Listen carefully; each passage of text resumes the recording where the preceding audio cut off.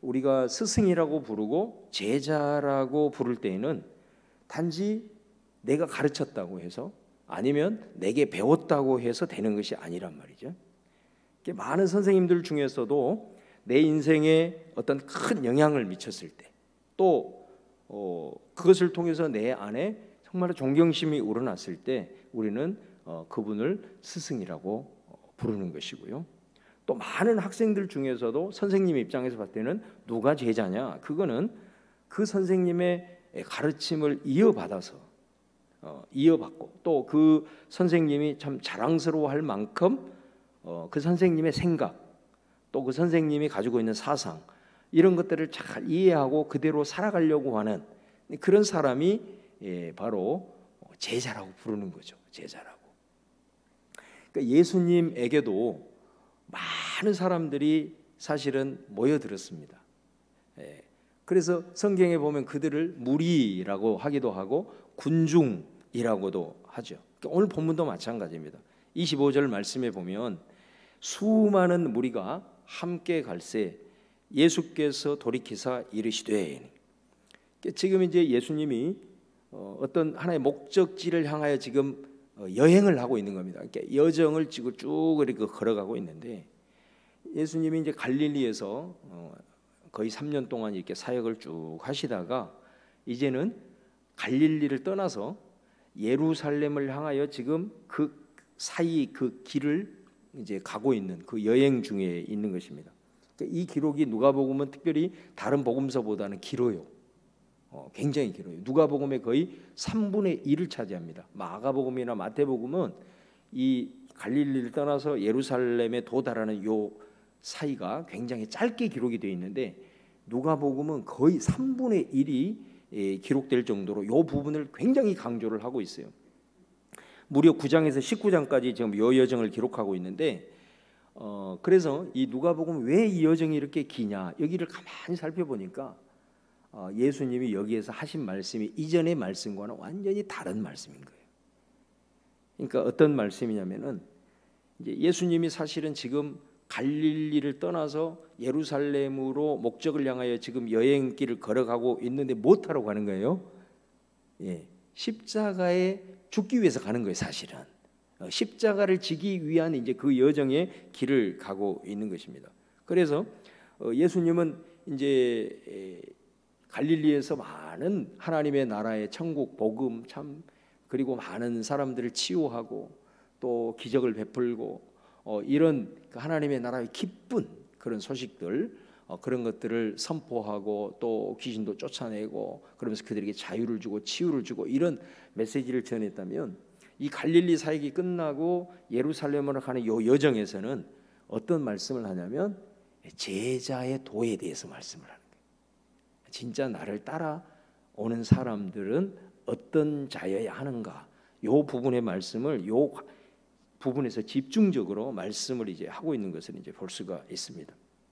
그래서 나를 진짜 따르는 이유, 나를 따르는 목적, 나를 따르는 자세, 이 부분을 여기에서 너희들이 점검을 하고 나를 따르라.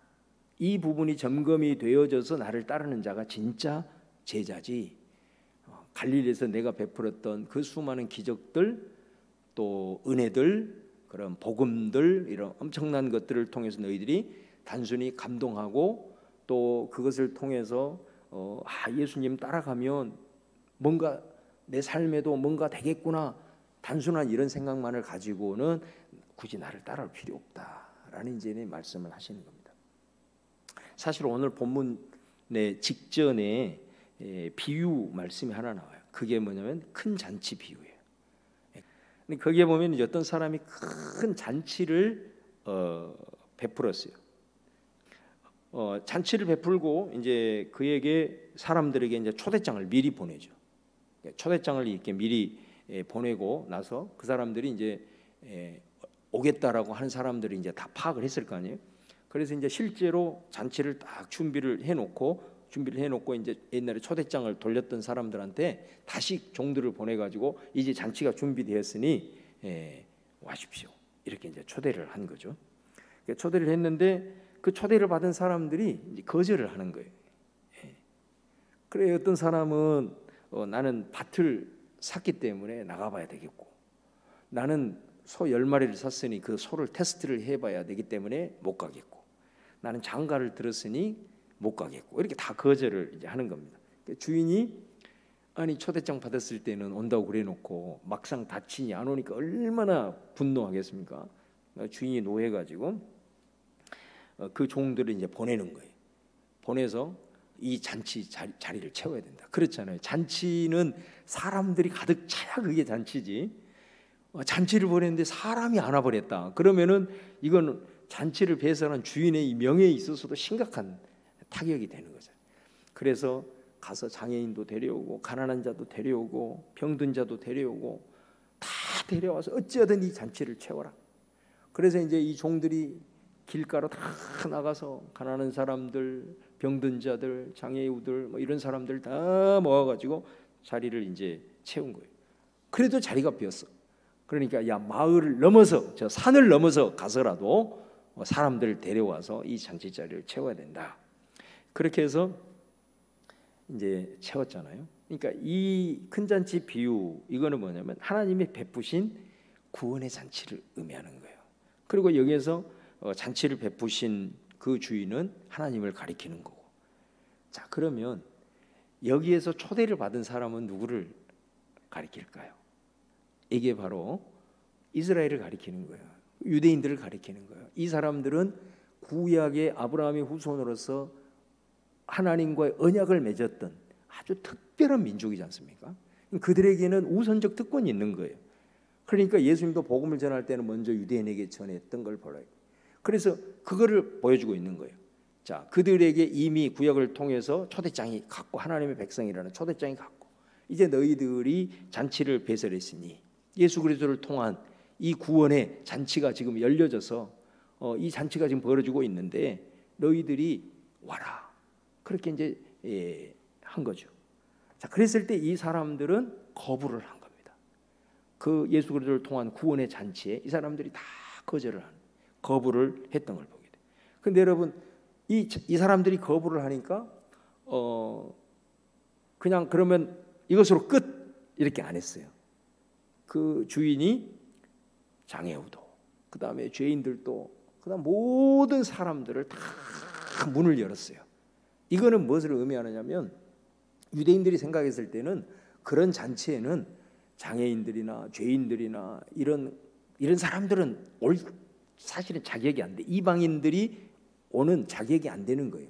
그런데 이 주인은 다 오픈을 한 거예요. 그거는 뭐냐면 이 예수 그리스도를 통해서 우리에게 주시는 구원의 잔치는 뭐를 의미하느냐면 자격이 필요 없다 이거예요. 모든 사람에게 차별 없이 베푸시는 하나님의 은혜고, 이 구원은 어떤 내가 의의를 가지고 있어야 되고 어떤 자격을 갖추어야만 이 잔치에 참여한 게 아니라 이거는 예수 그리스도를 통해서 하나님께서 모든 이들에게 선물로 주시는 그 구원의 은혜라는 것을 이제 말씀을 하는 거잖아요. 근데 아무리 이것이 은혜고 아무리 선물로 우리에게 주어졌다 하더라도 내가 어떤 자격을 갖추지 않고 완전히 하나님께서 전적인 은혜로 주었다 하더라도 내가 거부하면 안 되는 거예요. 내가 거부하면 아무리 하나님께서 준비를 다 해주시고 선물을 턱 밑에까지 주어도 본인이 그거를 거부를 하면 그 사람은 구원하고는 아무 상관이 없는 자가 되는 거예요. 그걸 보여주는 거잖아요. 그래서 이 사람들은 초대를 받았음에도 불구하고 다 거부를 합니다. 거부를 했어요. 자, 그런데 오늘 본문은 이제 사람들이 막 예수님을 따르겠다고 몰려드는 거예요. 한편으로 보면 구원의 잔치를 확 열어놓고 오라고 했는데 많은 유대인들이 거부하고 안 왔는데, 오늘은 이 예수님이 이제 예루살렘으로 올라가는 이 여정에서 많은 사람들이 너도 나도 예수님 우리도 주님 따라가겠습니다. 이게 정반대의 역사가 일어난 거죠. 그래서 많은 사람들이 이제 주님을 따라가겠다고 그렇게 굉장히 놀라운 일이에요. 그래서 이제 예수님이 이 말을 듣고 우리가 봤을 때는 기분이 굉장히 좋았을 수도 있지만은 오늘 예수님께서 자기를 많은 사람들이 따라온다라고 했을 때 이제 오늘 이 말씀을 하신 겁니다. 자, 오늘 어떻게 보면 예수님이 굉장히 그 강한 메시지를 던지고 있는, 그 핵심은 뭐냐면 아무나 제자가 되는 건 아니다. 그게 어떻게 보면 핵심 메시지인 거죠. 그러면서 오늘 본문에 보면은 그 똑같은 말이 3번이 반복이 됩니다. 그 뭐냐면 능히 내 제자가 되지 못하리라. 3번이 반복이. 능히 내 제자가 되지 못하리라. 그러니까 여러분, 이 말씀을 우리가 이해할 때 주님을 따르는 어떤 제자의 기준을 딱 설정을 해놓고, 너희들 수준으로는, 너 따른다고? 나 따른다고? 너희들 수준으로는 제자 꿈도 꾸지 마라 하면서 그 따르는 사람들의 의지를 확 꺾어놓은 말씀이 아니에요. 사실은 이 말씀이 그렇게 이해하면 이 말씀이 안 됩니다. 주님은 사실 우리 모두가 다 하나님의 은혜로 구원을 받고 하나님의 역사를 체험하고 하나님의 살아계심을 경험하고 나서 우리 모두가 이제 그리스도를 따르는 제자가 되기를 원하죠. 왜 그러냐면 제자들을 통해서 하나님은 구원의 역사를 계속 이루어가기를 원하기 때문에, 성령을 받은 제자들이 그 제자들을 통해서 하나님의 나라를 이루기를 원하시기 때문에 그런 거예요. 그래서 많은 그리스도인들이 예수님을 믿고 이제 훈련받아 그리스도의 제자가 되기를 원하시는 것이 정말로 주님의 큰 뜻이다 이 말이죠. 그런데 그 제자의 길이라고 하는 것은 막연하게 따를 수 있는 길은 아니다라는 거예요. 이 사람들이 그냥 갈릴리에서 경험한 주님만 보고 막 너도 나도 일어났는데, 예수님이 딱 그 길에서 그들을 멈춰서 놓고 나를 따르는 건 너무너무 좋은 일인데, 그 제자로서의 따라가는 삶은 결코 평탄치 않다. 너희들이 이 시점에서 다시 한번 깊이 헤아리고 성찰하고 또 이 제자의 삶이 어떤 것인지 이해하고 또 그것을 준비해야만 사실 이제 갈 수 있는 길이다라는 것을 이제 말씀을 하는 거예요. 3가지를 말씀하는데, 그 첫 번째가 26절 말씀에 보시면 한번 같이 한번 읽어볼까요? 시작. 무릇 내게 오는 자가 자기 부모와 처자와 형제와 자매와 더욱이 자기 목숨까지 미워하지 아니하면 능히 내 제자가 되지 못한다. 여기 보면 부모님, 또 아내, 자식, 또 형제, 자매, 다시 말하면 가족을 일컫는 거잖아요. 가족을 미워해야 된다. 미워하지 않으면 내 제자가 되지 못한다. 심지어 자기 목숨까지 미워해야 된다. 그렇지 않으면 내 제자가 되지 못한다. 굉장히 강한 표현이에요. 그러니까 이런 걸 문학적으로 표현을 하면 과장법이라고 할 정도로 굉장히 강한 표현을 하고 계시는 거예요. 근데 사실은 이 말씀을 우리가 정말 좀 쉽게 이해를 하기 위해서는 현실적인 접근이 필요해요. 성경에도 보면은 이 예수님의 이런 말씀들을 가지고 조금 현실감 있게 설명해 놓은 데가 있어요. 사도 바울이 이제 그 표현을 하고 있는데, 고린도전서 7장에 보시면은, 자, 7장 32절에서 35절이에요. 같이 한번 이 말씀 천천히 한번 여러분 크게 한번 읽어주세요. 자, 읽겠습니다. 시작.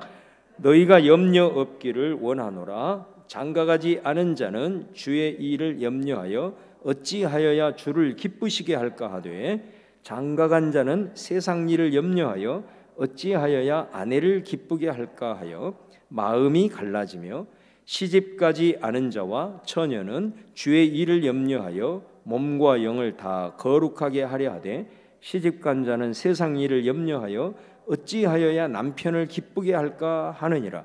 내가 이것을 말함은 너희의 유익을 위하며 너희에게 올무를 놓으려 함이 아니니, 오직 너희로 하여금 이치에 합당하게 하여 흐트러짐이 없이 주를 섬기게 하려 함이라. 사실 이제 사도 바울이 굉장히 이게 종말론적인 관점에서 마지막 때를 준비하는 그 맥락에서 지금 이 말씀을 하고 있어요.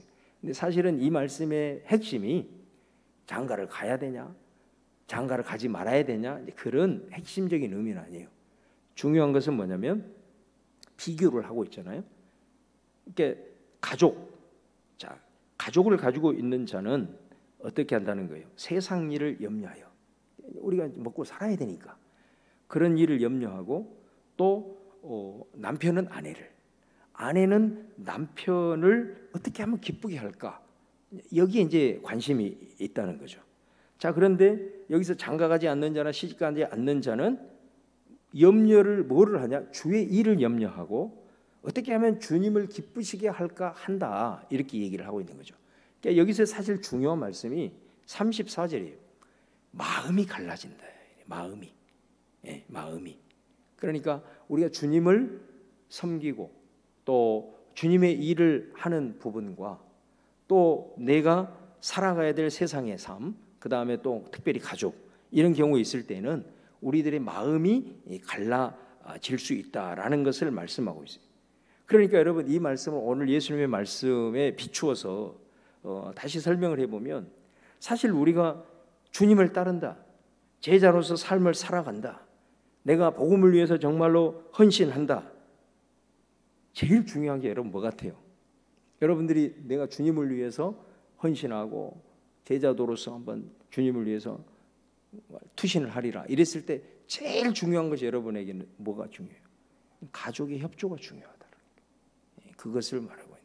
현실적으로 이 바울의 메시지와 예수님의 말씀을, 가족의 협조가 중요해요. 내가 주님의 제자로서 살아가기를 원하는데 가족 중에 누군가가 그것을 이해를 못하면 내가 제자의 마음을 품고 제자의 비전을 품고 더 애를 쓸수록 그 사람은 삶이 더 힘들어질 수밖에 없는, 그러지 않겠습니까, 여러분? 그죠? 그래서 사실은 이제 청년부를 맡으면서 청년들한테 계속 강조했던 부분이 이런 부분이거든요. 너희들이 절대로 결혼을 쉽게 생각하면 안 된다. 결혼 이후에 네 신앙이 들어가고 더 이렇게 연단이 되어져서 이제 어느 순간에 내가 하나님의 나라의 비전이 열려지고 또 어떤 그런 가치들을 추구하며 나아갈 때 그때를 위해서라도 반드시 배우자를 너무 선택을 잘해야 된다. 만약에 그런 마음을 네가 품었는데 배우자가 불신자야, 그러면 진짜 힘들어지는 거지. 그러면 이제 우리의 방향성을 재설정해야 되는 거예요. 어떤 설정을 해야 될까요? 주님의 어떤 제자로서 뭐 어떤 일들을 막 수행하려고 하기보다는 이 사람은 그때가 언제인지는 모르지만 평생 걸릴 수도 있습니다.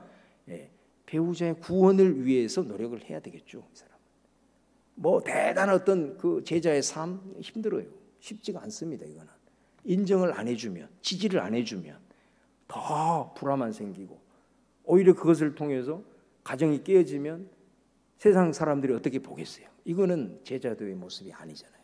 그래서 그런 부분이, 그래서 배우자를 하나님의 나라의 비전을 품는 자는 배우자 선택을 너무너무 잘해야 된다라는 것을 우리가 이제 알 수가 있는 거죠.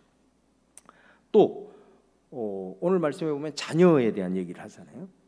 내가 제자로서 주님께 어떤 의탁된 삶을 살기 위해서는 자녀로부터 벗어날 수 있어야 돼요.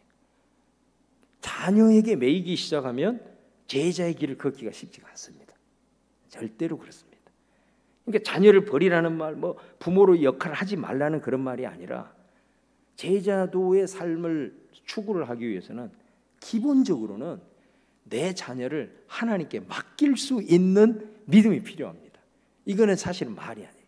맡길 수 있는 믿음이 필요한 거예요.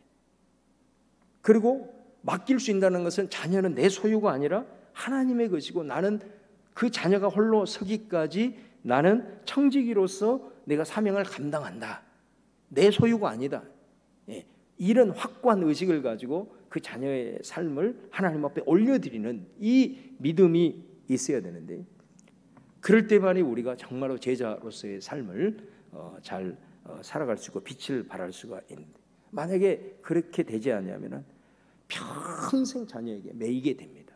결혼해서 뭐 아기를 낳고 자녀를 벗어나지 못해요. 그러면은 사실은 제자도로서 우리가 살아가는데 많은 제약이 있을 수밖에 없다라는 것을 우리가 이제 알 수가 있다는 거죠. 그래서 오늘 이 예수님의 말씀은 너희가 너희의 가정 또 심지어 네 목숨까지 미워하지 않냐, 이 말은 가정과 막 부딪히라 이런 말씀이 아니고, 정말로 현실적으로 이렇게 접근을 했을 때 제자로 우리가 따르기로 결단을 할 수 있지만 실제로 그 삶을 살아가는 것은 그렇게 단순히 쉬운 것이 아니라 말처럼 쉬운 것이 아니다라는 거예요. 그러니까 우리가 이 부분에서 더 깊이 고민하지 않으면 제자로서 의탕하고 살아가려고 하다가 오히려 더 가정이 깨어질 수 있고, 제자가 아니라 그리스도인으로서 내 삶 자체가 때로는 무너질 수 있는 부분들이 있기 때문에, 그래서 오늘 이 주님의 이 말씀의 의미를 우리가 한번 깊이 헤아릴 필요가 있다. 그 다음에 두 번째는 능히 내 제자가 되지 못한다. 두 번째 말씀 27절입니다. 27절에 보면 누구든지 자기 십자가를 지고 나를 따르지 않는 자도 능히 내 제자가 되지 못하리라. 그러니까 여기 보면 제자로 살아가기 위해서는 예수님이 뭐라고 했냐면 십자가를 지고 나를 따라야 된다라고 말합니다. 그러니까 십자가는 한마디로 얘기를 하면 고통이에요. 고통, 고난. 자, 제자는 고통을 안고 살아갈 수 있는 믿음의 근성이 있어야 된다라는 말입니다. 이 말이. 그래서 우리가 제자로서 내가 이제 주님을 위해서 살아가야 되겠다라고 하는 사람은 바로 이 생각이 거듭나야 됩니다. 이 부분에서 거듭나지 않으면 제자로서 살기가 쉽지가 않습니다. 다시 말하면 내가 예수님 믿고 은혜 받고 또 하나님께서 주시는 복을 경험하고 이렇게 하나님의 첫사랑을 체험하고 이렇게 나아가다가 어느 순간이 되면 딱 시험의 시점이 늘 오잖아요. 그죠? 이때 아주 중요한 거예요. 사실은 하나님이 우리를 구원하시고 그분의 살아계신 거의 역사와 첫사랑 경험하게 하고 나를 당신의 거룩한 도구로 사용하기 위해서 제자로 이제 콜링을 하실 때, 어떤 사명을 맡겨서 콜링을 하실 때, 여기에서 요 말씀이 아주 중요한 거예요. 내가 주님을 따르는 이제 제자로서 콜링을 받을 때 내가 예수님을 믿는 목적에 대한 궁극적 거듭남이 여기서 필요한 겁니다. 내가 주님을 믿으면 내 삶의 고통 끝 행복 시작. 이 사람은 하나님의 자녀로서 구원받은 자녀로서는 어쩔지는 몰라도 제자로서는 합당하지 않습니다. 이 생각이 거듭나야 됩니다. 내가 계속해서 나는 예수 믿으면 잘 될 거야, 그 다음에 행복 시작, 고생 끝, 이 생각에 딱 사로잡혀 있으면 제자로서의 삶은 살지 못합니다. 제자로서 살려고 하면 그 사람은 그때마다 시험에 들기가 일수다 이 말이죠. 이 생각에 거듭나야 된다는 게. 그러니까 실제로 예수님이 아까도 말씀드린 대로 갈릴리 사역을 통해서 예수님이 기적 베푸시고 치유하시고 귀신 축출하면서 엄청난 사람들이 예수님을 따라다녔대요. 그리고 예수님이 십자가를 지려고 가는 길목에도 따라가겠다고 지금 나서고 있는 거 아니에요? 근데 예수님은 그 순간에 바로 이 얘기를 하고 있는 겁니다. 너희들이 나를 따르는 목적이 뭐냐? 제자가 된다라고 하는 그 이유가 뭔데? 그러면서 지금 이 얘기를 하고 있는 거예요. 너희들이 갈릴리에서 나를 보면서 수많은 기적 체험하고 은혜 경험하고 그리고 많은 것들을 누리고 얻었는데 그것만 가지고 나를 따라온다고 한다면 오지 마라, 오지 마라. 그렇게 해서는 제자가 되지 못한다라는 그런 말씀이거든요. 그러니까 제자는 적어도 제자는 내가 예수 믿으면 고통 끝 행복 시작. 자, 요 생각을 내려놓는 게 중요합니다. 이게 아주 중요합니다. 예수님을 따르는 제자는 내가 걸어가는 그 제자의 삶의 길에는 항상 십자가가 지어져 있다. 다시 말하면 그 십자가를 품고 갈 수 있는 믿음의 근성이 있어야 된다는 것입니다. 그 십자가를 지고. 그러니까 여러분 예를 들면 이제 사도 바울을 예를 한번 들어보시면 사도 바울에게도 십자가가 있었죠. 우리 고린도후서에 보면 육체에 가시가 있었어요. 그게 우리 잘 아는 간질병이라고 그러지 않습니까? 복음을 전하는 사람에게 간질병은 너무나도 치명적이지 않습니까? 그래서 바울이 기도를 했대요. 하나님 앞에 내가 주의 복음을 위해서 땅끝까지 가서 주님의 복음을 증거하려고 나를 부르고 또 내가 주님께 의탁하고 이렇게 가는데 아니 이게 도대체 이런 병을 갖고 있으면 내가 어떻게 복음을 증거할 수 있겠습니까? 아마 하나님 앞에 하소연하면서 엄청나게 부르짖었을 겁니다. 그런데 하나님이 그 기도 응답을 안 해주잖아요. 내 은혜가 네게 족하다 그렇게 말씀을 했거든요. 그럼 바울은 그럼 뭐를 깨달았을까요? 거기에서 거기 얘기하잖아요. 바울 자신이 고백을 하지 않습니까? 사실은 그것 때문에 우리가 기도가 응답이 안 되고 그 십자가가 내 어깨에서 계속해서 지워져 있으면 우리가 육신적인 관점에서 보면 굉장히 원망이 될 수도 있고 불평이 될 수도 있겠지만 사도 바울은 나중에 그 십자가가 어떤 의미였는지를 깨닫게 돼요. 그 십자가 때문에 그는 교만하지 않았단 말이에요. 끝까지 겸손할 수 있었단 말이에요. 우리 인간이 완벽한 사람들이 아니잖아요. 우리는 조금만 뭐가 되면 교만의 쓴뿌리가 확 올라오죠. 우리 교만을 잠재울 수 있는 것은 세상에는 없어요. 고통밖에 없어요. 근데 이 십자가가 바울로 하여금 끝까지 겸손하게 초심 잃지 않고 가게 했고, 그 다음에 또 하나는 뭐냐면 쉬지 않고 기도할 수 있어요. 여러분, 우리가 사실은 정말 하나님 앞에 진실되게 기도할 수 있는 것, 그 기도를 계속 할 수 있는 것은 뭐예요? 사실 십자가 때문에 그래요.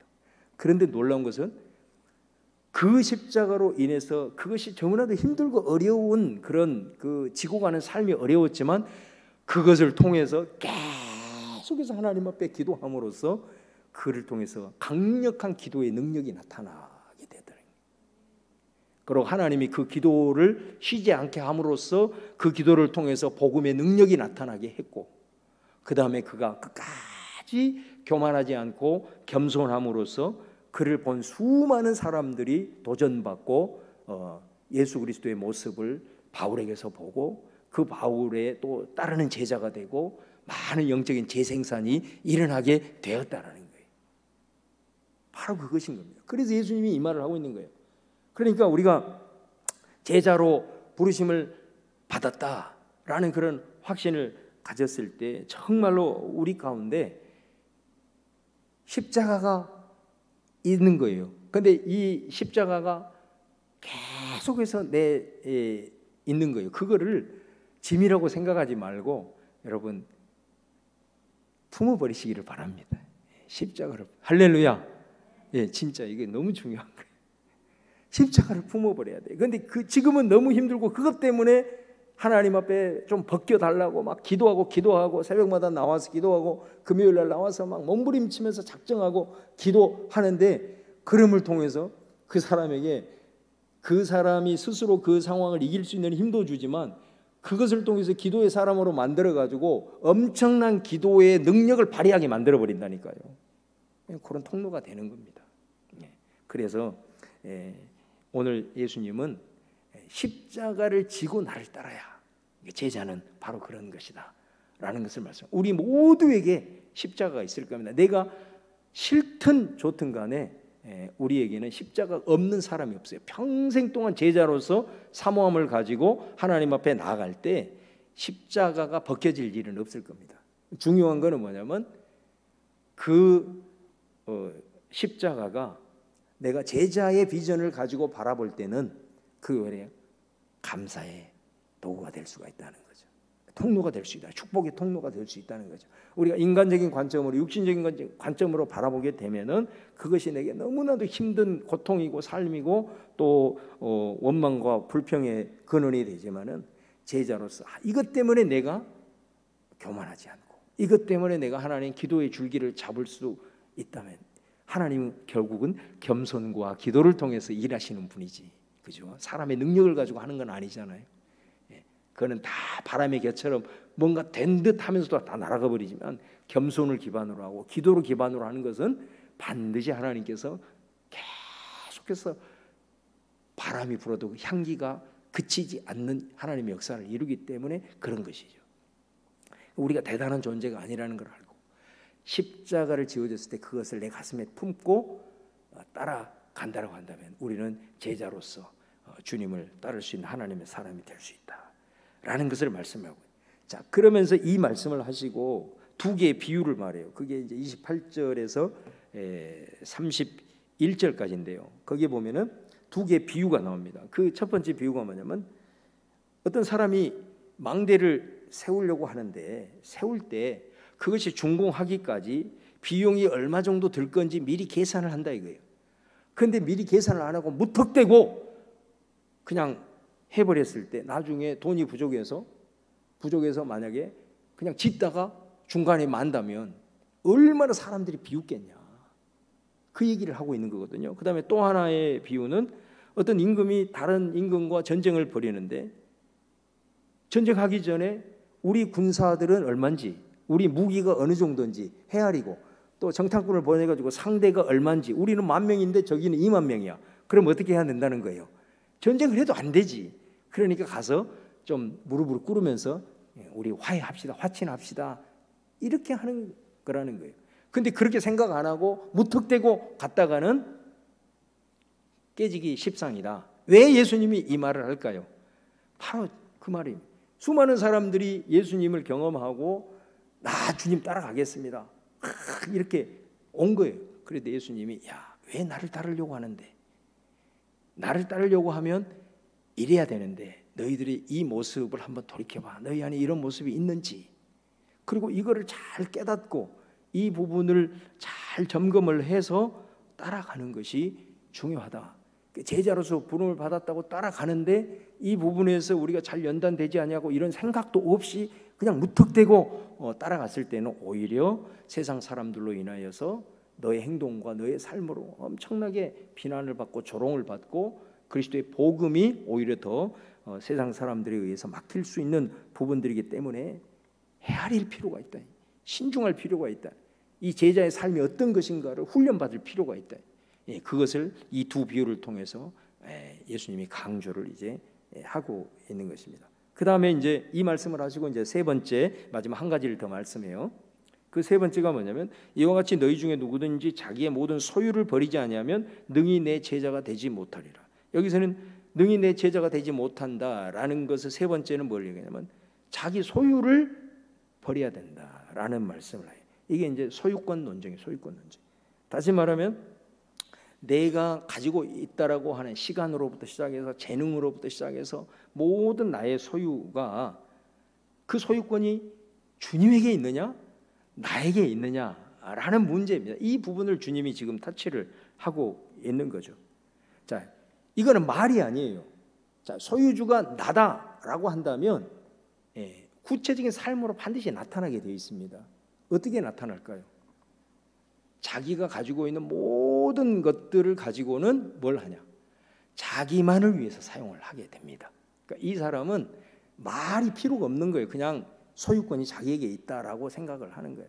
뭐 고백은 일사천리 뭐 별의별 얘기는 다 해도, 그러나 이 소유가 내 것이 아니고 주님의 것이다 라고 생각을 한다면 어떻게 살까요? 그것을 가지고 나 자신이 아니라 다른 사람의 유익을 위해서 사용을 합니다. 그런데 모든 것을 다 막 그러면 다른 사람을 위해서 하냐? 그래서 사실은 11조 정신이 나온 거예요. 내가 가지고 있는 시간의 최소한의 10분의 1은 대가 없이 나 이외에 다른 사람을 위해서 섬기고 교회를 위해서 섬기거나 아니면 이런 것들을 가지고 다른 사람의 유익을 섬긴다면 이게 바로 소유권을 주님이 인정한다라는 그런 의미가 아니겠습니까? 그런 의미입니다. 그게. 그러니까 이 부분에 대한 소유권에 대한 것을 어떻게 내가 인정하느냐, 이 부분이 예수님에게 있어서 제자도의 길을 걸어가는 데 있어서 너무너무 중요한 부분임을 예수님이 말씀을 이제 하고 있는 거죠. 자, 여러분, 우리 인생에 있어서 사실 살아가면서 제일 중요한 가족, 또 고통의 문제, 또 소유권 문제, 이 인간의 어떻게 보면 제일 중요한 부분을 예수님이 터치를 하면서 주님의 제자로 따라가려는 수많은 무리를 향하여서 탁 스톱을 시켜놓고 요거 잘 생각해라. 너무 쉽게 생각하지 말고 이 부분에 대해서 네가 더 훈련받고 그 다음에 더 깨닫고 그 다음에 더 믿음을 키우고 이런 부분들이 무턱대고 갔다가는 오히려 아까 망대 비유라든가 이런 군사 전쟁 비유를 통해서 망신당하기 일수 있기 때문에 이 부분을 깊이 헤아림이 필요하다라는 거. 그래서 주님의 그 제자로서의 부르심에 우리가 의탁하며 나아감에 있어서 정말로 우리가 이 부분에 대한 비전을 가지고 나의 부족한 부분이 이런 부분이구나. 더 훈련받고 하나님 앞에 의탁하는 삶이 중요하다. 그래서 이 말씀을 마치시고 마지막에 소금 비유 말씀을 하십니다. 34절에 보면은 거기 보면은 이 소금 비유가 의미하는 바는 두 가지. 하나는 뭐냐면 소금은 좋은 것이다 이렇게 말합니다. 34절에 소금은 좋은 것이다. 자, 그런데 소금이 왜 좋냐? 자, 음식에 들어갔을 때 맛을 내기 때문에 좋은 거예요. 그런데 여러분, 소금이 좋은 것, 다시 말하면 맛을 내기 위해서는 어떻게 해야 됩니까? 소금 자체가 없어져야 되는 거예요. 그 음식물에 들어가서 녹아져야 돼.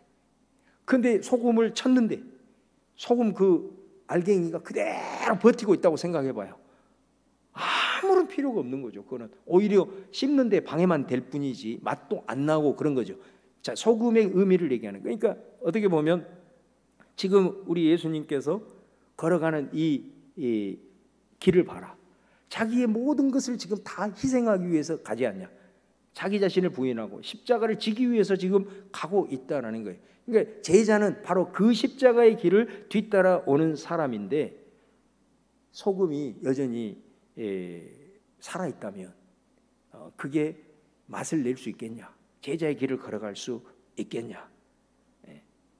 십자가의 길이라고 하는 거, 이 소금이 자기 자신이 녹아져야 되는. 그거는 뭐를 의미하냐? 이 소금을 자기가 아예 나는 녹아지지 않을 거야 하면서 하얀 그대로 버티고 있다라고 한다면 그 사람은 뭐 손해에 대한 가치를 알겠어요? 희생에 대한 가치를 알겠어요? 배려하고 양보하는 그런 가치를 알겠냐고. 십자가와는 정, 그 십자가. 그러니까 그런 부분인 거죠. 이게 소금이 좋은 건데 맛을 내기 위해서는 자기 부인을. 그 다음에 또 하나는 뭐냐면 이 소금의 기능이라고 하는 것은 뭐를 의미하냐면 제자와 세상의 기준이 차원이 다르다는 거. 이거를 말씀을 하고 있는. 제자로 살아가는 결단을 해놓고 내가 추구하고자 하는 가치가 여전히 세상적인 가치에 매몰되어 있고 그렇게 된다 한다면 사실은 그것은 여기도 쓸모없고 저기도 쓸모없게 된다. 그리스도인이라고 제자로 살아간다고 해놓고 전혀 그런 세상의 어떤 가치 기준으로만 온통 무장해서 살아간다고 한다면 세상 사람들이 봤을 때도 아유 저 사람이 뭐 어중이 떠중이나 뭐 나이롱 신자나 이렇게 생각할 거 아니에요. 또 주님으로부터도 별로 쓸모가 없는 것이 될 수가 있다라는 거죠. 그러니까 여러분 제자의 길은 우리가 계속해서 예배하고 이렇게 하나님 앞에 의식적으로 주님 앞에 나아가는 이런 종교 생활과는 다른 것입니다. 우리가 예배를 한번 드리더라도 아니면 기도를 한번 하더라도 제자는 이 말씀을 통해서 이 깨닫는 진리가 어찌하든 내 삶의 구체화되기 위한 몸부림이 우리 안에 있어야 돼요. 그래서 오늘 많은 우리가 예수님의 십자가를 따른다고 했을 때 예수님이 이 세 가지를 말씀하고 그걸 잘 너희들이 신중하게 생각하고 헤아리고 또 그것을 무장하고 그것을 위해서 훈련하면서 나를 따라라 그렇게 말씀을 하고 있는 거죠. 오늘 우리가 이 말씀을 우리 예수님의 말씀을 통해서 이 말씀이 여러분에게는 좀 새롭게 들릴 수 있기를 바랍니다. 제가 최근에 이 코로나 사태로 신학자들이 상당히 많은 그런 이야기들을 지금 이렇게 쏟아내고 있는데 정말 제가 인상적이게 이제 들었던 게 뭐냐면 그분이 그런 얘기를 하는 거예요. 인류의 역사에 이렇게 보면 서구 교회를 이렇게 딱 봐요.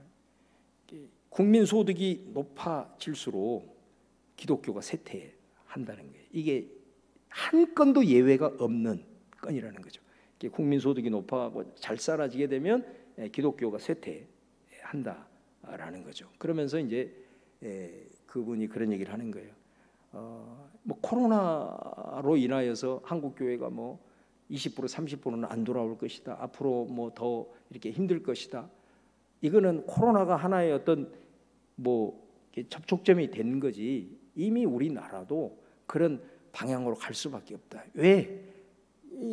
우리가 못 살고 힘들고 어려웠을 때는 정말로 그 상황을 돌파하기 위해서 하나님 앞에 몸부림을 치면서 나아갔는데 이제는 먹고 살만하고 이제는 뭐 기도 안 해도 뭐 사는데 지장이 없을 때 사람들이 뭘 그렇게 하나님 앞에 나아가서 기도하고 그러겠냐? 당연한 거다 말이에요. 그러나 그럼에도 불구하고 살아날 수 있는 유일한 길은 뭐냐면 제자도. 요 부분으로 무장할 수 있다면 내가 이제는 나 자신이 아니라 다른 사람의 고통을 위해서 내가 하나님 앞에 더 나아갈 수 있고 기도할 수 있고 하나님 앞에 의탁하면서 나아갈 수가 있다. 이 제자도에 대한 부분으로 연단이 되지 않냐고 훈련되지 않냐면 누가 이 어려운 십자가를 지려고 하겠냐. 다 그래서 이 제자도는 결국은 교회를 결국은 버티게 하고 교회가 무너지지 않는 길이라는 거.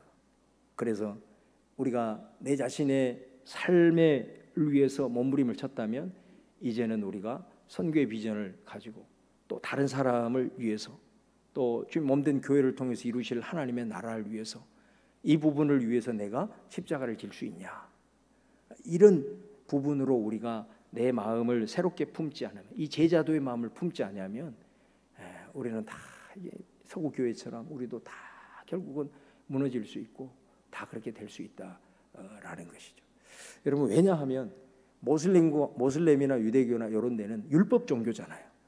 그러니까 이거 안 하면 너네들은 끝나 이거예요. 그러니까 해야 되는 거예요. 유교, 불교 다 뭔가를 해야 돼요. 해야 안 하면은 안 되는 거예요. 구원이 그런 거예요. 구원도 자체다. 그런데 우리는 구원은 다 은혜예요. 다 선물로 줬어. 그리고 우리가 주님을 위해 헌신하는 것도 우리는 뭐예요? 다 복음이라고 하는 건 자원함이에요. 그렇기 때문에 우리가 표면적으로 봤을 때는 힘이 없는 거예요. 힘이 없는 거예요. 율법으로 딱 이거 안 하면 니네들 끝나 구원도 없어 이러면 사람들은 구원 받기 위해서 억지로라도 한다고요. 그러니까 모슬렘은 그런 그 얄팍하고 표면적인 그 1차원의 메시지를 가지고도 버티는 거예요. 근데 복음은 그런 것들을 다 깨는 거지 않습니까? 다 그걸 깨야 돼.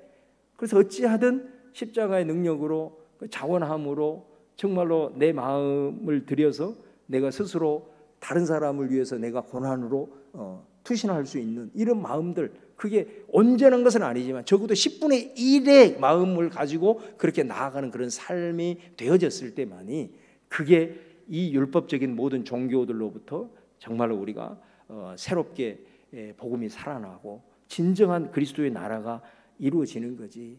자꾸 1차원적인 것 가지고 그렇게 승부를 걸어가지고는 궁극적 소망이 없다라는 것입니다. 그래서 오늘 제자도에 대한 그런 말씀들을 저와 여러분이 좀 새롭게 좀 오늘 말씀을 들으면서 오히려 이것이 우리에게는 부담이 아니라 제자로서 걸어가는 저와 여러분을 좀 자유케 하고 그거에 대해서 한번 믿음으로 다시 한번 의탁하는 그런 모습들이 우리 안에 있을 수 있기를 주님의 이름으로 축원합니다.